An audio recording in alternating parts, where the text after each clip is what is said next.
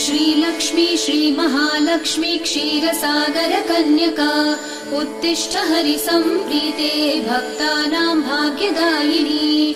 श्रीलक्ष्मी श्रीमहालक्ष्मी क्षीरसागर कन्यका उत्तिष्ठ हरिसम्प्रीते भक्तानां भाग्यदायिनी।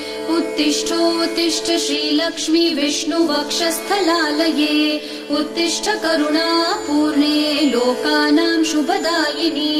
उत्तिष्ठोत्तिष्ठ श्रीलक्ष्मी विष्णुवक्षस्थलालये उत्तिष्ठ करुणापूर्णे लोकानां शुभदायिनी।